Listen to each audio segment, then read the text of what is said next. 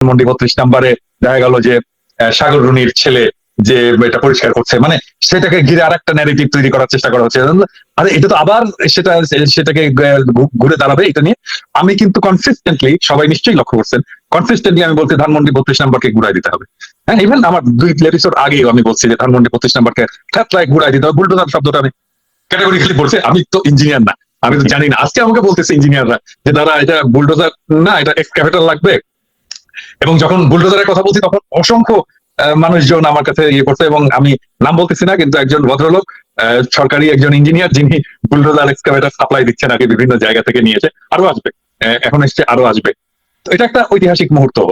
এবং আমি আমি কিন্তু সত্যিকার অর্থে আমি বলি, আমি কিন্তু কল্পনা করিনি যে ৩২ নম্বর আমরা ঘুরাই দিতে পারবো। আমি এটা মনে করিনি, আমার মনে হয় যে কেউই বোধহয় মনে করেনি। কারণ এটা সেদিন করা যায়নি, সেদিন করা গেলে হয়তো 5ই আগস্ট করে, 5ই আগস্টের 6 মাস পরে এটা আবার আমরা করতে পারবো। হ্যাঁ, যেখানে আমরা অনেক বিভক্ত হয়ে গেছি, আমাদের শক্তি, আমরা মনে করছি আমাদের শক্তি কমে গেছে, জনগণের ঐক্য, আওয়ামী লীগ ফিরে আসছে তার একটা শক্তি নিয়ে, সরকারের প্রতি অনেক বিরূপ বিতৃষ্ণা এটাও জন্ম নিয়েছে, তাদের অদক্ষতা আমাদেরকে ক্ষুব্ধ করছে। এরকম একটা সময় আমরা এটা করতে পারবো, এটা আমি কিন্তু কল্পনা করি। কিন্তু আজকে একটা অসম্ভব একটা বিষয় ঘটে গেল, যেটা যেটার সিগনিফিকেন্স মারাত্মক। সেটা সিগনিফিকেন্স হচ্ছে বিপ্লবের আগুন এটা নেই, বিপ্লব এখনো জিন্দা আছে এবং আমাদের ক্ষত শুকায়নি, এবং আমাদের ঐক্যের যেটা শীর্ষবিন্দু ফ্যাসিবাদের বিরুদ্ধে, সেখানে আমরা সবাই সবাই আমাদের আমাদের পরের পথটা হয়তো ভিন্ন হতে পারে, কিন্তু ফ্যাসিবাদ যে বাংলাদেশে ফিরবে না এবং ফ্যাসিবাদের আমরা কোনো চিন্তা রাখবো না, সে ব্যাপারে গোটা জাতি, পুরো জাতি আবার একমত। শুধু কিন্তু আরেকটা জিনিস, শুধু কিন্তু ঢাকায় হয়েছে তা না, খুলনায় হয়েছে এবং বিভিন্ন জায়গায় হচ্ছে। এবং আমি বলছি যে আজকে দাদা আপনার সাউন্ড একটু সমস্যা, তো সাউন্ড অনেক লো হয়ে গেছে হঠাৎ করে। কল আসতেছে, আমি মোবাইল থেকে ঢুকছি তো। জি, আমি যে বলতেছি যে আমাকে যোগাযোগ রাখতে হচ্ছে অনেকগুলো জায়গায় মাঝে মাঝে। তো যাই হোক, ইঞ্জিনিয়ার সাহেব ফোন করছে, বোধহয় ইয়ে শুন, তা আমি আবার আবার পরে ঢুকবো। হ্যাঁ, আমার কিছু আছি, আমি আবার আসতেছি। জি জি, ইলিয়াস আপনার কাছ থেকে একটু শুনি যে কি অবস্থা মনে করছেন, এই যে ছাত্র জনতা যে ঠান্ডা হয়ে যায়নি, তাদের মধ্যে যে বিপ্লবের যে স্পিরিট, আমরা ঠিক 6 মাসের মাথায় কিন্তু আবারও দেখলাম, ঠিক 6 মাসের মাথায় 5ই ফেব্রুয়ারি। না, আপনার প্রথম ইয়েটা বলে নেই যে আপনি শুরু করেছেন যে ৩২ নম্বর একটা ঐতিহাসিক ইয়ে, এটা পরিষ্কার করা দরকার যে হোয়াট সেন্স, এটা কি নেগেটিভ না পজিটিভ সেন্স। এই ৩২ নম্বর হচ্ছে সেই জায়গা যেখানে বসে পাকশাল তৈরি করা হয়েছে। এই ৩২ নম্বর সেই জায়গা যেখানে সারা বাংলাদেশ যখন পাকিস্তানের বিরুদ্ধে যুদ্ধ করেছে, সেখানে পাকিস্তানি সেনাবাহিনীর একটা কি বলবো, যে একটা খুব নিরাপদ আশ্রয়স্থল ছিল হচ্ছে ৩২ নম্বর। এখানে কেউ যেতে পারতো না, এটা সবাই জানতো। শেখ মুজিবের বাড়ি, তখন তো শেখ মুজিব বঙ্গবন্ধু ছিল, তো বঙ্গবন্ধুর বাড়ি, এই বাড়ি হচ্ছে যা হচ্ছে এর হচ্ছে খুব নির্যাতিত নিপীড়িত অবস্থায়। কিন্তু পরবর্তীতে জানা গেল যে তাদের পরিবারকে সব ধরনের সুযোগ সুবিধা দিয়ে রেখেছে।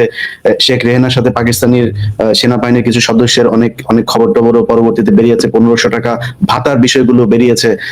সজীব ওয়াজেদ জন্মের সময় আপনার হাসপাতালে এই এটা কি হলি চাইল্ড বোধহয় সম্ভবত, সেখান থেকে হলি ফ্যামিলি হাসপাতাল নিয়ে তাকে সেনাবাহিনীর পাহারায় তার জন্ম হয়েছে। এই ৩২ নম্বর থেকে হেলিকপ্টার নিয়ে যে তারপরে শেখ মুজিবের বাবা তখন টঙ্গিপাড়াতে অসুস্থ হয়, তাকে হেলিকপ্টারে এনে ঢাকায় পিজি হাসপাতালে আপনার চিকিৎসা দেওয়া হয়েছে। সো এইটা এই বাংলাদেশের মানুষের জন্য কখনো কোনো কাজ বয়ে আনে নাই। রক্ষী বাহিনী থেকে শুরু করে সবকিছু সদর দপ্তর হিসাবে কাজ করেছে। এটা বাংলাদেশের ফ্যাসিবাদের একটা সিমটম হচ্ছে ৩২ নম্বর, যে কারণে এটার ঐতিহাসিক আসলে মির্জাফরের যেমন ঐতিহাসিক আলোচনা আছে, এটা নিয়ে সেই আলোচনা, এটার পজিটিভ। আমি অ্যাকচুয়ালি ইলিয়াস ধরেন এই বিষয়গুলো তো ধরেন আমিও জানি, জাস্ট ওভারঅল আমি বলছিলাম আমাকে, না আমি জনগণের স্বার্থে, স্পেশাল কোনো অনুকম্পা থেকে বলা হচ্ছে না, বলা হচ্ছে একটা ঐতিহাসিক ভবন। এইসব কর্মকাণ্ড এখানেই সংগঠিত হয়েছে। আজকে আমাদের একজন বুদ্ধিজীবী আছে যিনি ভিডিও এডিটর থেকে সাংবাদিক হয়েছেন। আমরা টেলিভিশনটার নাম বলতে চাই না, এটার সাথে আমাদের অনেক আবেগ অনুভূতি জড়িয়ে আছে। সে টেলিভিশন কর্তৃপক্ষকে বলবো উইদিন 24 আওয়ার্স এর মধ্যে তাদের একজন ভিডিও এডিটর কাম সাংবাদিক মঞ্জুরুল আলম পান্না, তাকে খুব দ্রুত টেলিভিশন থেকে সরাইতে হবে। এটা যদি না সরানো হয় তাহলে আমরা ওপেনে কথা বলতে বাধ্য হব। এটা নিয়ে যারাই কথা বলছে সেই মানুষগুলোর চেহারা আমরা চিনি, তারা সরাসরি আওয়ামী লীগের লোক, এখন সুশীল একটা ভাব ধরে এটার পক্ষে কথা বলার চেষ্টা করছে। দ্বিতীয় কথাটা হচ্ছে যে আপনি ছাত্র জনতার যে কথাটা বলেছেন, অবশ্যই ছাত্র জনতা এখানে মাঠে নেমে এসেছে, কিন্তু আমি খুবই খুশি হতাম যে আমরা প্যারিসে বসে কিংবা নিউ ইয়র্কে বসে এইটার বিভিন্ন ধরনের কারা কি করবে কি হবে আজকে 32 নম্বরে এই যে কানেকশন গুলো করাচ্ছি, সেটা মনে হয় ছাত্রদের যে নেতারা এখন সরকারের পার্ট, তাদের কাছ থেকে আসলে আরো ভালো হতো। আমি তাদের প্রতি সম্মান রেখে বলছি, ছাত্ররা এটা বোঝা উচিত যে মানুষ আসলে কি চায় সেটা বুঝতে মনে হয় তাদের একটু সমস্যা হচ্ছে। তারা তাদের মধ্যে অন্তত একজন প্রতিনিধি যদি এখানে আজকে লিড দিত, এটা আমাদের চোখে দেখতে আরো বেশি আমাদের ভাল লাগতো। এটা আই স্মুথিং মনে হতো, আই স্মুথিং হতো। কারণ হচ্ছে গিয়ে বাংলাদেশের মানুষ আওয়ামী লীগ এবং ইন্ডিয়া এই দুইটার ব্যাপারে জিরো টলারেন্স, সেটা তারা আজকে বুঝিয়ে দিয়েছে। কিন্তু ছাত্ররা আমার মনে হয়েছে যে তারা মনে হয় একটা রাজনৈতিক দল গঠন করতে চায়। তারাও বিএনপি, জামাত, আওয়ামী লীগের মতো এরকম তথাকথিত মানে রাজনীতির যে ধারা আমাদের দেশে চলছে, সেই ধারায় গা ভাসিয়ে দেওয়ার একটা চেষ্টা চালিয়ে যাচ্ছে। সেখান থেকে আমি মনে করি যে ছাত্রদের আজকের এই দৃশ্যটা দেখে অন্তত বোঝা উচিত যে আমরা বাংলাদেশের মানুষ কি চাই, এবং ছাত্রদের কাছে আমরা সেই জিনিসটাই নেতৃত্ব দেওয়ার প্রত্যাশা করি যেটা বাংলাদেশের মানুষ চায়। তো আমার বিশ্বাস তাদের অবশ্যই ছাত্রদের এই যে 32 নম্বর গুড়িয়ে দেওয়ার সাথে ছাত্রদেরও নেতাদের সাথে দু একজনের সাথে কথা হয়েছে, তারাও এটার সাথে একমত এবং তারা এটার সাথে একাত্মতা ঘোষণা করেছে। কিন্তু আমার মনে হয় সামনে থেকে নেতৃত্বটা দিলে আরো বেশি ভালো লাগতো। আর আরেকটা বিষয় হচ্ছে যে আমি একটা বিষয় অ্যাড করি। আপনি দেখেছেন, যেটি আমরা বলতে চাচ্ছি, যে আমরা গত 6 মাসে কিন্তু আমরা দেখছি যে সরকারের ভেতরের একটা অংশ আমাদের প্রধান রাজনৈতিক দলগুলোর মধ্যে আওয়ামী লীগকে ঘিরে এক ধরনের অনুকম্পা, এক ধরনের ভালোবাসা, এক ধরনের গণতন্ত্রের কথা, আমরা একটা রাজনৈতিক দল আরেকটা রাজনৈতিক দল কিভাবে নিষিদ্ধ করি, ওরে বাবা, মানে দরদ উঠলে উঠতেছে। অর্থাৎ আমরা জাস্ট ভুলে গেছি যে আমাদের উপর কি পরিমাণ মানে জুলুম চালানো হয়েছিল, কি পরিমাণ অত্যাচার চালানো হয়েছিল। তো এই ঘটনাটা তো একটা আবার প্রমাণ করলো, একটা সুযোগ দিল কিন্তু যে আওয়ামী লীগের সহযোগী যারা আওয়ামী লীগের লেসপেন্সার, বুদ্ধিজীবী, সুশীল সমাজ, রাজনীতিবিদ, এদের বিরুদ্ধে আমাদেরকে অবস্থান নেয়ার, এদেরকে চিহ্নিত করার। আপনি কি মনে করেন? না, একটা জিনিস দেখেন, এই যে 21-এ বইমেলাতে একটা ডাস্টবিন বানানো হয়েছে শেখ হাসিনা ছবি দিয়ে। ওটা তো পাবলিক টয়লেট পর্যন্ত বানানো দরকার। ওর ছবির উপরে মানুষের মানে মলমূত্র ত্যাগ করা উচিত।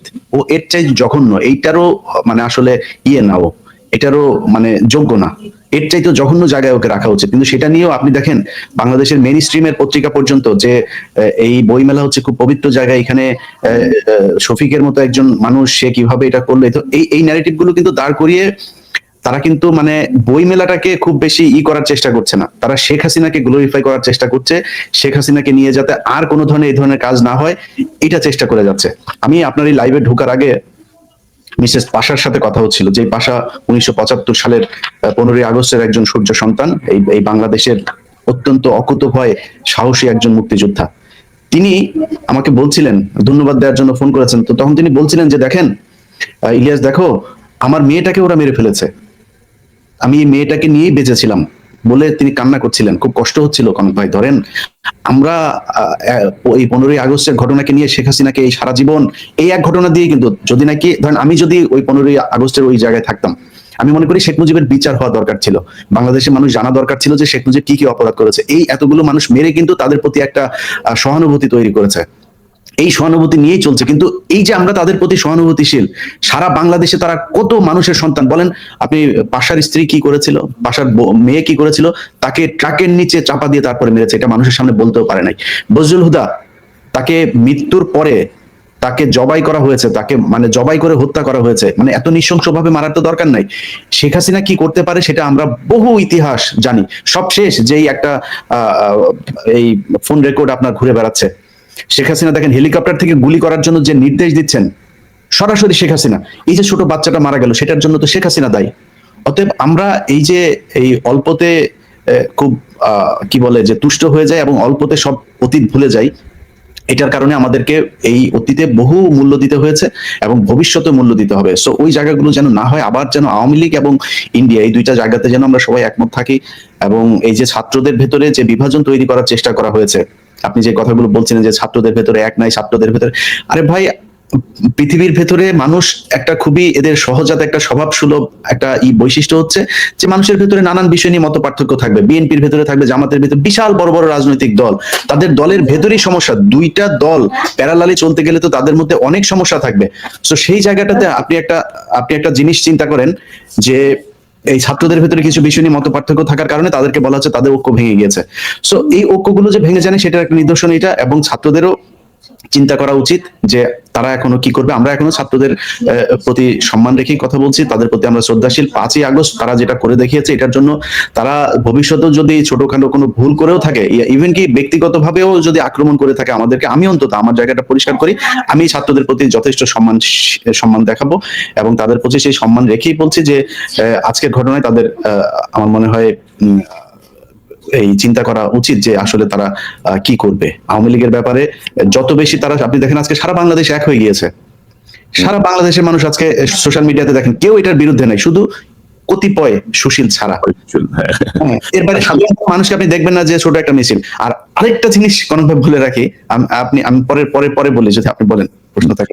আমি বলছিলাম যে ধরেন আমাদের এই যে সংবাদ মাধ্যমগুলো আছে, পত্রিকা বলেন, মিডিয়া বলেন, এই টেলিভিশন বলেন, এরাও কিন্তু খুব মানে এগুলো আসলে আপাত দৃষ্টিতে মনে হচ্ছে তারা একটা নিরপেক্ষ অবস্থানে, তারা কিন্তু খুব কৌশলে মানে হাসিনা আওয়ামী লীগের পক্ষে কাজ করছে, বিভক্তি ধরিয়ে দেওয়ার কাজ করছে, এক ধরনের মানে ধরেন যে এই হাসিনা ফিরে আসবে এই ব্যাপারটা কিন্তু তারাই এস্টাবলিশ করছে নানাভাবে, এবং যেটা আমি মনে করি যে সকল সমস্যার মূল। মানে আপনি যদি দেখেন হাসিনা আজকে যে টেলিফোনে যে বক্তব্য দিল, কোনো অনুকম্পা নাই, কোনো অনুশোচনা নাই। এর মধ্যে আপনি দেখেছেন যে সে অমুকের হাত ভেঙে দাও, অমুকের বাড়ি পড়ায় দাও, ওদের বাড়ি ঘর, আমাদের বাড়ি ঘর আছে, ওদের বাড়ি ঘর নাই, যত রকমের কথা। সে ক্ষমতায় থাকতে যেমন প্রধানমন্ত্রীর অবৈধ প্রধানমন্ত্রীর চেয়ারে বসে সে যেমন বলছিল যে আগুনে ফেলে দাও এদেরকে, যারা আগুন জ্বালাইছে তাদেরকে আগুনে পড়ায় দাও, আগুনের মধ্যে ফেলে দাও, এখনো কিন্তু সে সেম টোনে কথা বলতেছে এত হত্যাকাণ্ডের পরেও। এখনো সে ঠিকানা কার কোথায় পরিবারের লোকজন আছে তাদেরকে পর্যন্ত আমরা আজ পর্যন্ত বলি নাই যে কারোর অন্যায়ের জন্য তার পরিবারের মানুষকে, যদিও আমাদের পরিবার, আপনার নিজের বোন জেল খেটেছে, আমার পরিবারের লোকজনের উপর নানান ভাবে টর্চার করা হয়েছে, কিন্তু আমরা আজ পর্যন্ত বলি নাই যে কারোর অন্যায়ের জন্য কারোর পরিবারের উপরে হামলা করা হোক। তিনি কিন্তু এখনো বলছেন কোন জজের, কোন এই সমন্বয়কের পরিবারের কে কোথায় আছে এগুলো লিখে রাখতে, এগুলো সব হিসাব নেওয়া হবে। তো আপনি কি মনে করেন এই যে ধরেন এখন আমাদের রাজনৈতিক দল, বিশেষ করে প্রধান রাজনৈতিক দলগুলো বিএনপি, জামাত, তাদের আসলে আমার মনে হয় যে তাদের ভাবনাটা আবার মানে রিথিঙ্কিং করার একটা সুযোগ আসছে আর কি। তারা যেভাবে ভাবছিলেন, আপনি কি মনে করেন, আপনার কি পরামর্শ?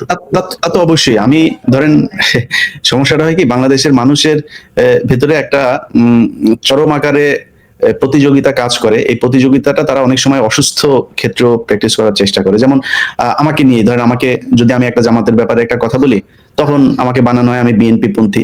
আবার বিএনপির ব্যাপারে একটা কথা বললে আমাদেরকে বানানো হয় জামাতপন্থী। ভাই আমি জামাতপন্থীও না, বিএনপি পন্থীও না। আমি আবার যদি জিজ্ঞেস করেন যে আমি কোন পন্থী বলতে হবে, তাহলে আমি জামাত বিএনপি পন্থী। কারণ আমরা এক জায়গায় আমরা মানে ঠিক আছে, সেটা হচ্ছে আওয়ামী লীগকে কোনো ছাড় দেওয়া হবে না। আওয়ামী লীগকে যেই দল যত বেশি ছাড় দিবে, আমি সেই দল থেকে তত বেশি দূরত্ব বজায় রাখবো। তো এই জায়গাটাতে ঠিক থাকতে হবে।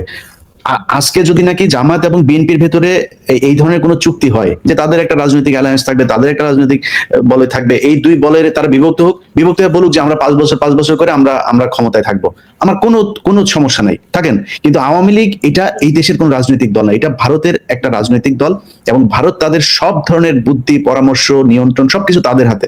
আমি তাদেরকে বাংলাদেশের কোনো রাজনৈতিক দল মনে করি না। ভারত মনে করে যখন আওয়ামী লীগ ক্ষমতায় থাকে তখন তারাই ক্ষমতায় আছে, এবং এটা সেই 71 থেকে 75 এটাই হয়েছে, এবং এই 2009 থেকে আজ পর্যন্ত সেটাই হয়েছে।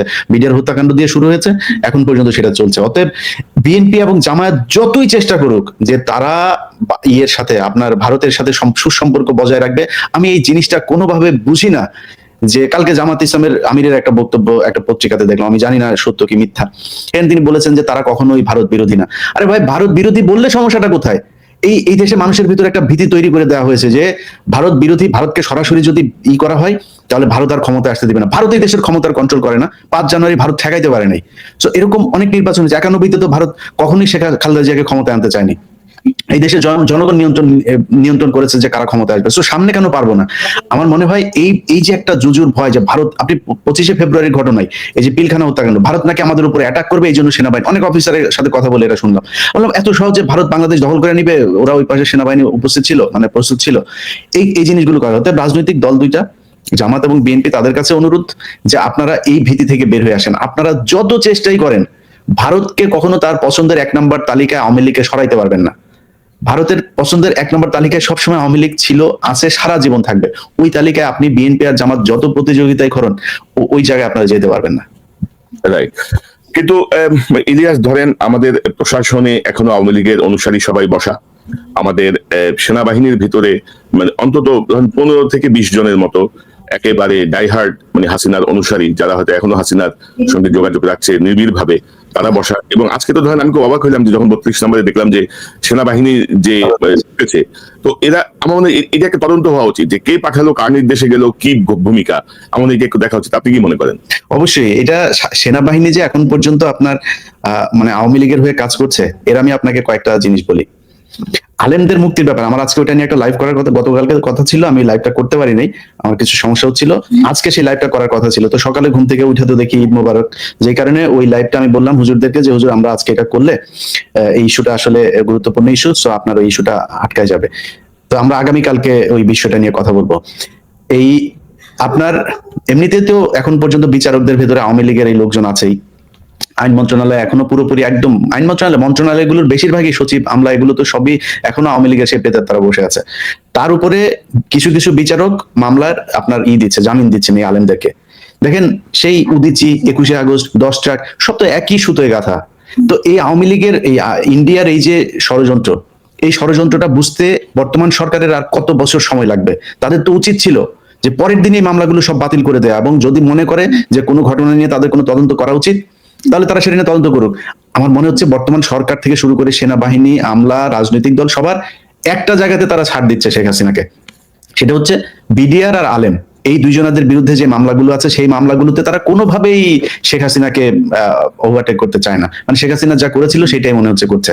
তো ওইখানে গিয়ে আপনার যখন তাদেরকে ছাড়া হচ্ছে, আপনি জানেন আপনি এই যে জেলে ছিলেন প্রায় 9 মাস, এই আদালতে যখন আদেশটা হওয়ার পরে সেটা আবার ফের জেল কর্তৃপক্ষের কাছে সেটা আসতে হয়। এই যে আসার মাঝখানে যে সময়টা, এখানে আপনি বের হওয়ার সময় দেখেছেন যে সেখানে ডিজিএফআই লোকজন, এনএসআই লোকজন, সব গোয়েন্দা সংস্থার লোকজন থাকে, এবং তাদের ক্লিয়ারেন্সের বাইরে এটা করা যায় না। তারা সেটা করতে দিচ্ছে না, তারা সেটা ডিলে করছে, 3 দিন 4 দিন তাদের এই আদালতের কপি যেতে সময় লাগছে। এই জিনিসগুলোতে তারা বাধা দিচ্ছে। অতএব ডিজিএফআই তে এখন পর্যন্ত এই সব আওয়ামী লীগের লোকজন, আমরা এই তালিকা যে আমাদের কাছে আছে এটা আপনাদের বোঝার জন্য আপনাদের সায়েন্টিস্ট হওয়ার দরকার নাই। তো আপনারা কারা কারা আছেন, আপনারা এখন খুব বেশি বিশাল ক্ষমতাশালী আছেন, এই ক্ষমতায় আপনারা থাকতে পারবেন। আজকের ঘটনা দিয়ে চিন্তা করেন, আপনারা কিন্তু কোনো কিছু আটকাইতে পারবেন না। আর যদি মনে করেন এখন সেনা শাসন দিয়ে কিছু করে ফেলবেন, ওইটাও আপনাদের পক্ষে সম্ভব না। দেশের মানুষ ওই জায়গাতে নাই আসলে। তো এই আজকের ঘটনায় যারা বুলডোজার করেছেন, আটকেছেন, এবং বিভিন্ন জায়গায় সেনাবাহিনীর এই যে গোয়েন্দা সংস্থা মিলে নানান ধরনের গোয়েন্দা তৎপরতা করে তারপর সরকারকে বেকায়দায় ফেলে আবার শেখ হাসিনাকে আনার জন্য পায়তারা করছেন, স্বপ্ন দেখছেন, এই দিবা স্বপ্ন থেকে সেনাবাহিনীকে বের হয়ে আসতে হবে। কারণ আমার মনে হয় না যে সেনাবাহিনী আজকে যদি চাইতো তাইলেও এইখানে বাঁচাতে পারবে। সেনাবাহিনী না, সেনাবাহিনী ধরো 10 থেকে 15 জন অফিসার, সর্বোচ্চ 20 জন। না ভাই, আপনি এটা বলবেন কিভাবে? ওয়াকারের নিজের ঘরের মধ্যে এখন পর্যন্ত শেখ মুজিবের ছবি, আপনি সেনাবাহিনীকে বাঁচায় বলবেন? সেনা প্রধান যদি এটা হয়, আমরা সেনাবাহিনীকে বলবো কিভাবে যে আসলে একদম পুরো সেনাবাহিনীকে ধরে কথা বলতে ইচ্ছা করে, সবাইকে ধরেই কথা বলে। আমরা এটা জানি যে এখনো সেনাবাহিনীর ভেতরে অনেক ভালো মানুষ আছেন, কিন্তু আমি তাদেরকে বলবো যে দেখেন, আপনারা আপনাদের সেনা প্রধানকে বুঝান, এবং এই যে ডিজিএফআই প্রধান থেকে শুরু করে যারা যারা ডিজিএফআই তে ঝামেলা করছে তাদের আমার মনে হয় মানে এই পরামর্শটুকু দেওয়া উচিত যে মানুষ ওই ইয়ের মধ্যে আসলে এখন নাই। সেনাবাহিনীকে ঠিক হইতে হবে। 14 নির্বাচন, 8 নির্বাচন থেকে শুরু করে সেনাবাহিনী যেসব ঘটনাগুলো ঘটিয়েছে সেগুলো এই দেশে আর ঘটতে দিবে না বাংলাদেশের মানুষ। এবং কিছু কিছু ধরো আমরা দেখছি যে অবসরপ্রাপ্ত অনেকে নানা রকমের স্ট্যাটাস দিচ্ছে এখন, ধরো ইকবাল করিম ভূঁইয়া 14 সালে তার ভূমিকা কি ছিল, 14 নির্বাচনের কি ভূমিকা ছিল, তারপরে এরশাদকে নির্বাচনে আনতে কে বাধ্য করছিল, উনি আবার ধরেন ওনার অপরাধ সব আড়াল করে এখন মহান সাজার চেষ্টা করতেছে। ভাই খালেদা জিয়ার বাড়ি থেকে বের করেছে কার সময়? ইকবাল করিম ভূঁইয়ার পাওয়ার প্ল্যান্ট ছিল, 2টা অথবা 3টা পাওয়ার প্ল্যান্ট ছিল। পাওয়ার প্ল্যান্ট কারা পেয়েছে শেখ হাসিনার কাছ থেকে? ইকবাল করিম ভূঁইয়া সম্ভবত তখন আর্মি চিফ ছিল না, সম্ভবত উনি তো সেনাবাহিনীর জেনারেল তখন, হ্যাঁ গুরুত্বপূর্ণ পজিশনে ছিল। তো ইলিয়াস ধরেন দুই একটা বিষয় একটু কথা বলি, পিনাকিদা আশা করি জয়েন করবে এর মধ্যেই। ধরেন আমাদের রাজনৈতিক, আচ্ছা এই প্রসঙ্গে যাওয়ার আগে আমি একটু বলি যে জেলে যারা আছে, ব্যস্ত আছে ভাই, হ্যাঁ জেলে যারা আছে তারা কিন্তু বেশ আরামায়েশই আছে বলা চলে। এবং আপনি যদি নেতাদের বিভিন্ন কথাবার্তা দেখেন, আমি তো এবং সালমান এফ রহমান তো জেলখানার ভেতর থেকে টেলিফোনেই অনেক রকমের অসন্তোষ তৈরি করছে, আপনি তো জানেন। তো এই জায়গাটা আমাদেরকে অ্যাডজাস্ট করা দরকার, সরকারের আর একটু কঠোর হওয়া দরকার বলে মনে করি। আপনার কাছে কি তথ্য আছে? আমার মনে হয়, আমি যতটুকু জানি, আমি কালকেও এটা নিশ্চিত হচ্ছিলাম, শুধুমাত্র নারী তারা নিতে পারছে না, নারীদের মানে রিকুইজিশন আছে কিন্তু নারীরা এটা অ্যালাউ করছে না এখন পর্যন্ত। এই ছাড়া তারা মদ থেকে শুরু করে সবকিছুই পাচ্ছে ভেতরে। তো এই জেলখানার ভেতরে নিয়ে যদি তাদেরকে এভাবে আরামায়েশ করতে দেওয়া হয়, এবং হত্যা মামলার যেসব আসামিরা আছে তাদেরকে সবাইকে ধরাও হচ্ছে না, এই জায়গায় একটা মনে হচ্ছে সরকারের শৈথিল্যতা কাজ করছে। এই জায়গাগুলো তো অবশ্যই আমার মনে হয় ওই যে যেটা বললাম শুরুতেই, যে ছাত্রদের আরো বেশি তৎপর হওয়া উচিত এবং ছাত্রদের বোঝা উচিত যে এই জায়গাগুলোই তাদের মূল পুঁজি। ছাত্ররা যদি মনে করে যে কয়েক হাজার কোটি টাকা ইনকাম করে নিয়ে তারপরে তারা বিশাল আকারে কিছু করে ফেলবে, ওটা দিয়ে শুধু একটা কাজই করতে পারবে, এই সরকার অন্য একটা সরকারের কাছে নির্বাচন দিবে, নির্বাচন দিয়ে আসিফ নজরুলের মতো বউ বাচ্চা নিয়ে তারপরে সব আমেরিকায় চলে যাবে, সেখানে গিয়ে সারা জীবন বসে খাইতে পারবে, এটা সত্যি কথা। কিন্তু যদি মনে করে যে না আসলে রাজনীতি করতে চায়, দেশের মানুষের পাশে থেকে কিছু করতে চায়, দেশে থাকতে চায়, তাহলে তাদের দেশের মানুষের টোনেই কথা বলতে হবে। দাদা আপনাকে প্রক্সি দিতে যায় আমার অনেক কথা বলতে হয়েছে, এবার আপনি বলুন। আপনাকে ধন্যবাদ, আপনি জয়েন করছেন। দাদা সর্বশেষ আপডেট কি 32 নম্বরে? আল্লাহ, ভাঙাভাঙি চলতেছে, কয়েকটা জিনিস হচ্ছে ভিতরে আগুন লাগিয়ে দিচ্ছে, তো আগুন তো ভাঙা মুশকিল। আর আরো অনেক বুলডোজার এবং এক্সকাভেটর চলে আসছে, তো আর ভিতরে লোকজন অনেক, ওদেরকে না সরাইলে এগুলো জিনিসপত্র যদি ভেঙে আমার উপরে পড়ে তাহলে তো সমস্যা। তো যাই হোক, এই সব মিলাই চলছে, চিন্তার কোনো কারণ নাই, সে রাত্রে সাফা হয়ে যাবে আর কি, রাত্রের মধ্যে সাফা হয়ে যাবে। আমরা কি করবো ওই জায়গায়, আমরা কি করবো? তো আমি তো একটা প্রস্তাব দিচ্ছি যে ওইখানে 2013 সালের 5ই মেতে যে সমস্ত শহীদ শাপলা চত্বরে শহীদ হয়েছেন তাদের স্মৃতিতে একটা মসজিদ করা যায় কিনা, আলেমদের সাথে কথা বলতে হবে। আর কি কি করা যায়, অনেকে বলছে স্মৃতিসৌধ করা, অনেকে আবার বলছে যে দাদা আমার একটা খুব ভ্যালিড একটা পরামর্শ আছে। এটা করলে এটা টিকে থাকে, মসজিদ ওরা ভেঙে ফেলে, মসজিদ হবে না, আমি চাই একটা মন্দির হোক ওই জায়গায়। তাহলে মন্দির ভাঙলে তখন আমরা বলবো যে মন্দির ভাঙতেছে। আচ্ছা, তাহলে এক কাজ করা যায়, একটা শিব মন্দির করা যায়। হ্যাঁ, শিব পিনাকি মানে তো শিব, জানো তো? হ্যাঁ, শিব মন্দির করা যায়। প্রস্তাব দিয়ে দাও, আর ইলিয়াস প্রস্তাব দিলে হয়ে যাবে। হ্যাঁ, পিনাকি মন্দির, হ্যাঁ কেমন হয়? ভালো। মানে ওই হাসিনা যেভাবে চিন্তা করে আসলে এইভাবে চিন্তা করতে হবে। ওই যে দেখলেন না যে ট্রাম্পের ছবি নিয়ে মিছিল করতে হবে, এটা আবার ছবি তুলতে হবে যেন ট্রাম্পের ছবির উপরে হামলা করছে, এই জন্য মন্দির হইলে বলতে হবে যে দেখো, ইন্ডিয়াতে বলতে হবে দেখো হাসিনা এখন মন্দির ভাঙা শুরু করছে। তাহলে কি পিনাকি মন্দির হবে? পিনাকি ভট্টাচার্য না, পিনাকি মানে তো শিব মন্দির একটা করা যেতে পারে। শিব মন্দির জয়যুক্ত হয়েছে। দাদা এই যে আপনার আপনি যখন ছিলেন, আমরা কয়েকটা প্রসঙ্গের কথা বলছিলাম, এই প্রসঙ্গটা আমি শেষ করতে চাই, আর বেশি লম্বা করতে চাই না। যে ধরেন আমাদের রাজনৈতিক দলগুলো কিন্তু ধরেন এখনো সেই 2008-এর যে আগের রাজনীতি, মানে 2008 সালের আগে যে পুরাতন রাজনীতির ওই ফরম্যাটেই ভাবছি অনেক কিছু। আমার মনে হয় এই পরিবর্তন যাতে হচ্ছে, মানুষ যে এখন বাংলাদেশের গণমাধ্যমের চেয়ে অনলাইনের উপরে ডিপেন্ডেন্ট, সোশ্যাল মিডিয়ার উপরে অনেক বেশি নির্ভরশীল, অনেক বেশি ট্রাস্ট করে, এই জায়গাটা ধরেন এখন এই যে আমি যদি বলছি যে আওয়ামী লীগের সহযোগী এবং অনুরাগীদের কোনো অনুকম্পার সুযোগ নাই আর, না আমাদের একদমই নাই। কারণ আমরা তো 6 মাস দেখলাম ওদের মধ্যে তো কোনো অনুশোচনা নাই, ওরা যে ক্ষমা চাবে, ওরা যে বুঝবে যে আমরা ভুল করছি, এই জিনিসটা তোদের মধ্যে নাই, কোনো রিমোর্স নাই। তো সেই জায়গাটায় কি পদক্ষেপ নেওয়া যেতে পারে? কারণ বিভিন্ন জেলায় ধরেন এখনো অনেকেই ধরেন আওয়ামী লীগের নেতা হয়ে, বিএনপি নেতা হয়ে গেছে, বা কেউ জামাতের নেতা হয়ে গেছে, নানাভাবে এটাকে তারা শেল্টারে ঢুকে তারা আবার আগের অ্যাক্টিভিটিতে চলে গেছে। আমাদের বুদ্ধিজীবীরা, আমাদের সাংবাদিকরা কিন্তু খুব কৌশলে ছাত্রদের মধ্যে ভেজাল লাগাচ্ছে। প্লাস আজকে যে সেনাবাহিনীর সেখানে হঠাৎ করে গেল, কার নির্দেশে গেল, সেটাও একটা তদন্ত হওয়া প্রয়োজন নিশ্চয়ই। আপনি বলেন না, আমি তো ইলিয়াসের সাথে ওই লাইভে বলছি যে সেনাবাহিনী 8 টু সিভিল পাওয়ার এখানে ডিপ্লয়েড আছে। সো আমি নিশ্চিত হয়েছি স্বরাষ্ট্র মন্ত্রণালয় থেকে বা সরকার থেকে সেনাবাহিনীর কোনো সাহায্য চাওয়া হয়নি। তো সেনাবাহিনী নিজ উদ্যোগে গেছে, এটা ওয়াকারের নির্দেশে গেছে, ওয়াকারকে ব্যাখ্যা দিতে হবে কেন সেনাবাহিনীকে তারা এখানে পাঠাইছে। তবে সেখানে যে সেনা অফিসার এবং সৈনিকেরা ছিল তারা যথেষ্ট যৌক্তিক আচরণ করছে এবং তারা ফিরে গেছে কোনো ঝামেলা না করেই। তো আমরা ধন্যবাদ জানাই ডেফিনেটলি এখানে কোনো ঝামেলা না করার জন্য। আমরা পুলিশকে ধন্যবাদ জানাই, কারণ পুলিশ ওইখানে কোনো ঝামেলা করেনি এবং তারা ছাত্র জনতা উপস্থিতির পরে এখান থেকে সরে গেছে জায়গা ছেড়ে। আমরা তাদেরকে ধন্যবাদ জানাই। আর নতুন রাজনীতির কথা যেটা বললেন, যে দেখেন পুরোনো দলগুলো পুরোনো রাজনীতি করবে, কারণ পুরোনো দিনের মানুষ তো ওনাদের চিন্তা ইয়ে করতে পারবে না। নতুন রাজনীতি যে কিরকম হতে পারে এটা ওনাদের ধারণার মধ্যে না। হ্যাঁ, তো আমরা ওনাদেরকে সাপোর্ট করতে চাই, ডেফিনেটলি সাপোর্ট করতে চাই। আমাদের যে প্রতিষ্ঠিত রাজনৈতিক দল আছে তারা আমাদের সম্পদ, এটা মনে রাখতে হবে। আমি সবসময় তাদেরকে রেসপেক্ট করি, কিন্তু তাদেরকে তো জনগণের আকাঙ্ক্ষা, জনগণের অ্যাসপিরেশন, যে বাচ্চারা রক্ত দিল তাদের আকাঙ্ক্ষাটাকে তো ধারণ করতে হবে। তারা যদি ধারণ করতে না পারে তাহলে তো মুশকিল, তাহলে নতুন রাজনীতি দাঁড়াবে। আমরা কিন্তু ওনাদেরকে হেল্প করতে পারি যে কিভাবে করা যায়, কিভাবে ন্যারেটিভ তৈরি করতে হবে, কিভাবে জনগণের সাথে কমিউনিকেট করতে হবে, কিভাবে রাজনৈতিক কর্মসূচি তৈরি করতে হবে। আমাদের লক্ষ্য যদি হয় 4টা, আমি তো 4টা বলছি।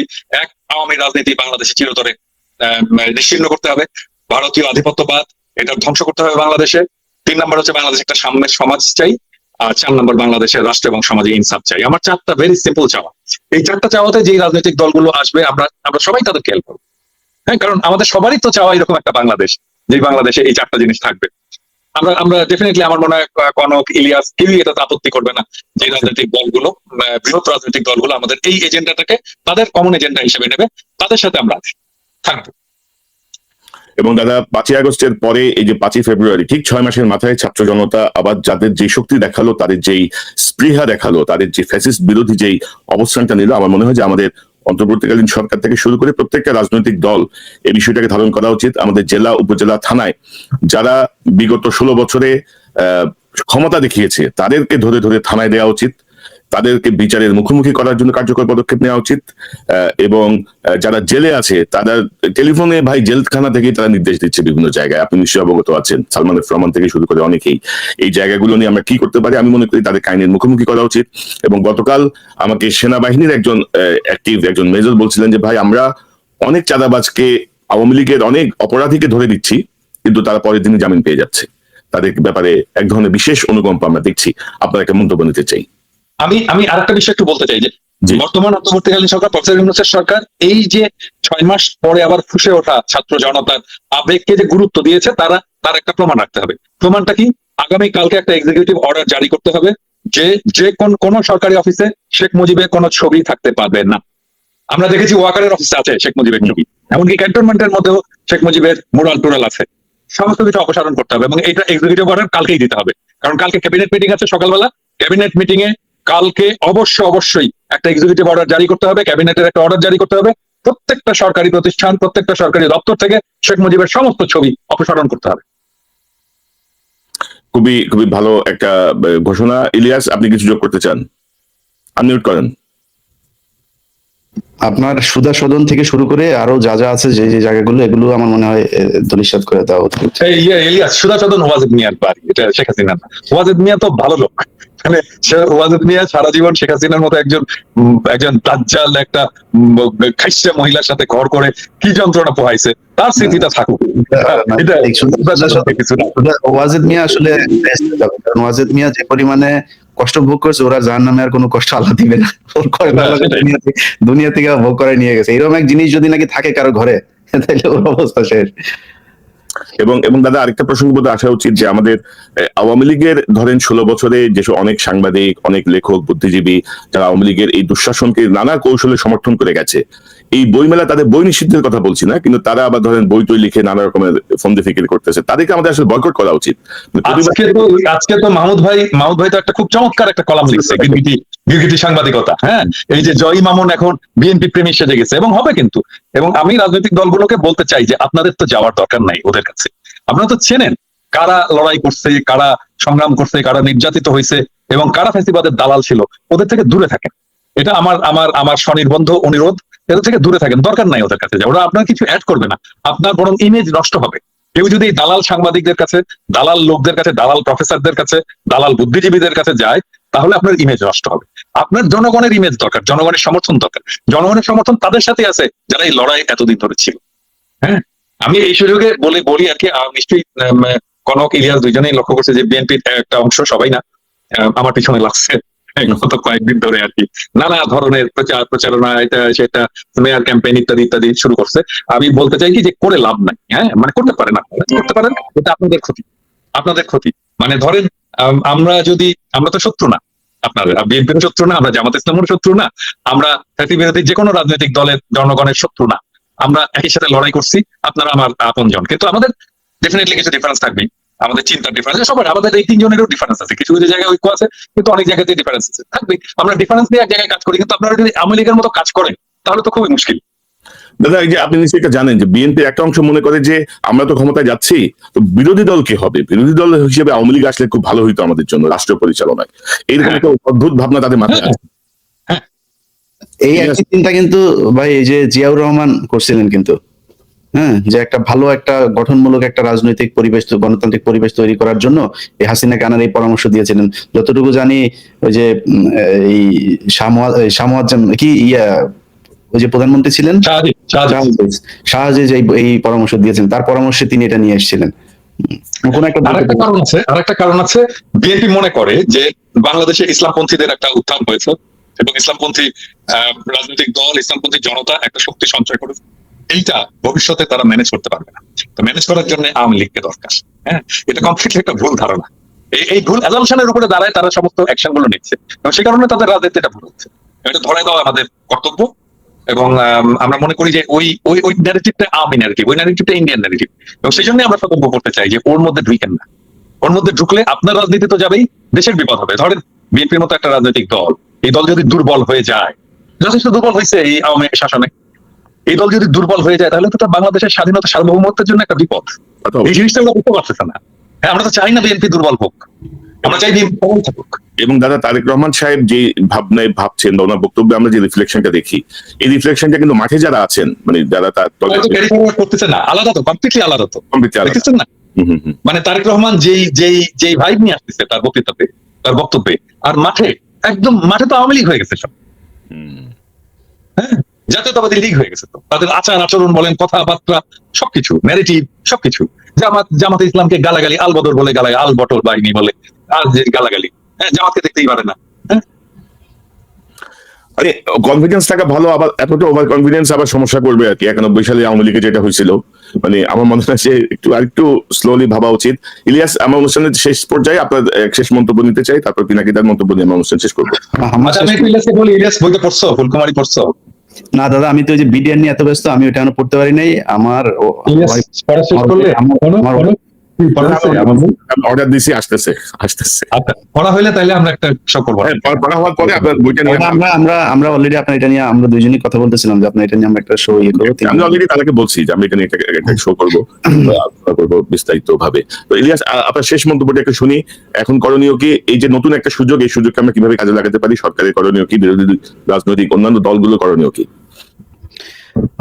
আমি শেষ করি আওয়ামী লীগের দিয়ে, বাকি কথা দাদা বলুক। সেটা হচ্ছে যে আওয়ামী লীগের ভাই, আপনারা এই দেশের মানুষ, আপনাদের এই যে আমরা হাসাহাসি করছি, দাদা আজকে বলছিল যে আমি খুব খুশি, আসলেই খুশি, খুব খুশি। আপনাদের যে কোনো ধরনের এই ধরনের ক্রাইসিসে আমি সবসময় খুশি, কারণ আপনারা এই দেশে আজ পর্যন্ত যত বড় বড় ধরনের, যত মানে আর্টিফিশিয়াল যেই হত্যাকাণ্ডগুলো করা হয়েছে, সেটা সেই গান পাউডার থেকে শুরু করে ওই পিলখানা, তারপরে আন্দোলন, হেফাজত, সব জায়গায় নির্মম রসিকতা করেছেন। এই শেখ হাসিনা সংসদে বসে নিজের চোখে দেখেছে, আমি তো তখন ঢাকায়, আমি একদম ভোর 4টা থেকে আমি এই হেফাজতের মাঠে, আমি নিজের চোখে দেখেছি পাশের থেকে লোকগুলি খেয়ে মারা যাচ্ছে। আমি শেষ ছিল আমার, আমি লাইভ আমাদের 21 টিভি বন্ধ করে প্রায় 2-3 ঘন্টা সেদিন বন্ধ ছিল, কোনো ভাই মনে আছে নিশ্চয়ই। তো তারপরের দিন শেখ হাসিনা সংসদে গিয়ে বলল যে ওরা রং মেখে তারপরে শুয়েছিল, একটা ক্যাজুয়ালিটি হয় নাই। এত নির্মম রসিকতা কোনো মানুষ করতে পারে? তো আওয়ামী লীগের জন্য আমাদের ভেতরে কিন্তু মায়া আছে। আমাকে দিয়ে হাসিনা যেটা করেছে, সেটা ইভেন আওয়ামী লীগের অনেক মানুষ, আপনারা যাকে তাকে ভালোবাসেন, তারাও পারবেন না। যে ধরনের মানে নিষ্ঠুর আচরণ করে, এটা আপনাকে দিয়েও সম্ভব না। তো আমরা শুধু এইটুকুই বলতে চাই যে এই দেশের রাজনীতিকে আজকের এই পর্যায়ে নিয়ে এসেছে শেখ হাসিনা। জিয়া মুজিবুর রহমান খারাপ ছিল না ভালো ছিল, সেটা নিয়ে আলোচনা করতে গেলে ওই দাদার একটা বই আছে, ওইখানেই শুনেন। এই যে এখন বলে না, আজকালকে একটা পোস্ট দেখলাম, সেই পোস্টের মধ্যে লেখা হচ্ছে যারা নাকি বীরাঙ্গনা ছিল 71-এর সময়, যারা নাকি মানে ইয়ে হয়েছিল, যাদের কোনো পরিচয় ছিল না, এরকম কিছু মানুষকে নাকি শেখ মুজিব বলেছে লিখে দিও 32 নাম্বার তাদের ঠিকানা, শেখ মুজিব আমাদের বাবা। এই শেখ মুজিব বিদেশিদের সাথে চুক্তি করেছে তাদেরকে বাইরে পাঠিয়ে দেওয়ার জন্য, সে বাংলাদেশে রাখতে চায়নি তাদেরকে। দূষিত রক্ত বলছে, দূষিত রক্ত বলছে।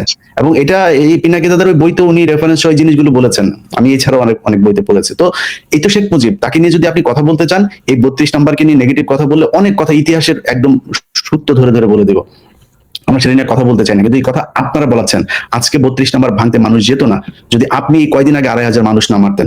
বিএনপি আপনার পাশে দাঁড়াইতো যদি বিএনপির যে নেত্রী তাকে যদি তার ঘর থেকে আপনি বের না করতেন। এই তারেক রহমানকে দেশসারা করেছেন আপনারা।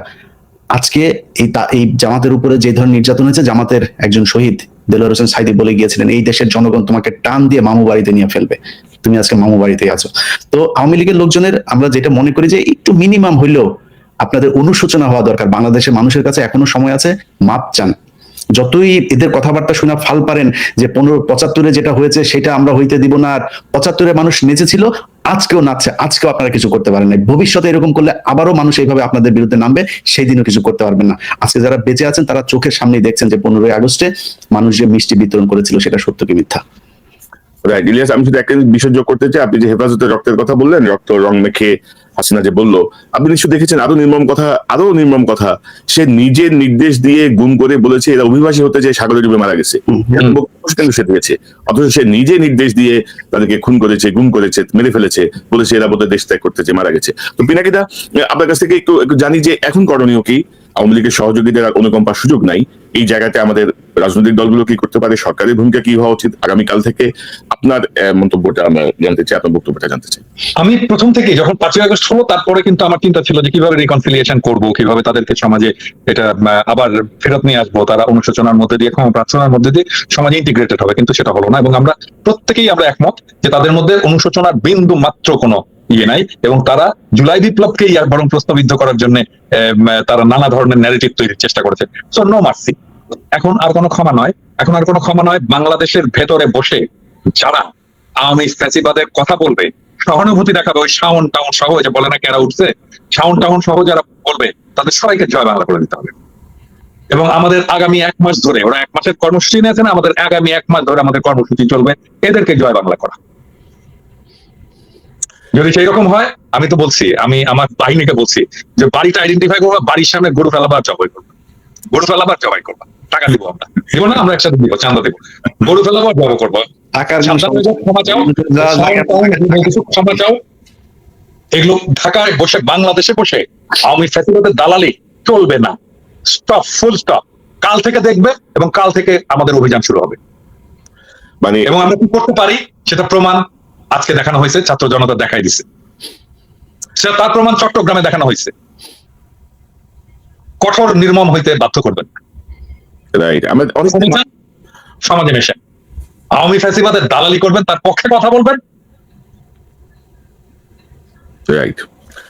এই যে আমাদের প্রেস সেক্রেটারি শফিক ভাই ডাস্টবিনের যে ছবিটা, এই ছবির পরে কত সুশীলের আহাজারি, মানে বইমেলার পবিত্রতা নষ্ট হয়ে গেল রে, কি হলো রে, কি অবস্থা আপনি দেখছেন না? আমার যেতে হবে, আবার যেতে হবে, কথা হবে। ভাঙেন।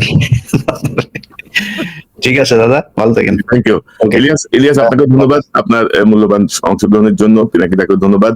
আশা করি আবারও দেখা হবে, কথা হবে। ভালো থাকেন ইলিয়াস। আল্লাহ হাফেজ। দর্শক, এতক্ষণ যে অনুষ্ঠান শুনলেন, নিশ্চয়ই আপনি আলোচনা মর্মার্থ উপলব্ধি করতে সক্ষম হবেন। ছাত্র জনতা ঠিক 6 মাসের মাথায় 5ই ফেব্রুয়ারি আবারও সুযোগ এনে দিয়েছে এই সরকারকে এবং রাজনৈতিক দলগুলোকে। আওয়ামী লীগের প্রতি আমরা যেন আর অনুকম্পা না দেখাই, একটি রাজনৈতিক দল হ্যান ব্যান ত্যান এইসব কথা বলে তাদেরকে পুনর্বাসনের যেন কোনো চেষ্টা না করা হয়। আওয়ামী লীগ 16 বছরে যে গণহত্যা চালিয়েছে, যে গুম খুন করেছে, যা অপরাধ করেছে, গত 6 মাসে তারা বিন্দু মাত্র তাদের মধ্যে কোনো অনুশোচনা দেখি নাই। তারা উপরন্তু তারা এই বিষয়গুলো উল্টা গেম খেলার চেষ্টা করছে, উল্টো অনেকের উপরে চাপিয়ে দেওয়ার চেষ্টা করছে। জুলাই আন্দোলনকে তারা নানাভাবে ব্যাখ্যা করার চেষ্টা করছে। আপনারা দেখেছেন গত এই সরকার দায়িত্ব নেওয়ার পরপরই নানাভাবে বিদ্রোহের চেষ্টা করে তারা এই সরকারকে ফেলে দিতে চেয়েছিল, তারা আবার দখল করার চেষ্টা করেছিল, কিন্তু আস্তে আস্তে সকল প্রচেষ্টা ব্যর্থ হয়েছে। আমরা চাই বাংলাদেশের ছাত্র জনতা অতন্দ্র প্রহরীর মতো একটি গণতান্ত্রিক নির্বাচনের মাধ্যমে জনগণের প্রতিনিধিদের হাতে ক্ষমতা হস্তান্তর পর্যন্ত সজাগ দৃষ্টি রাখবেন। আওয়ামী লীগের প্রতি যারা অনুরাগী, আওয়ামী লীগের যারা সহযোগী, ছাত্রলীগ যুবলীগের যারা অনুরাগী সহযোগী, তাদেরকে আমরা সামাজিকভাবে বয়কট করব। তাদের যারা ক্ষমতা দেখি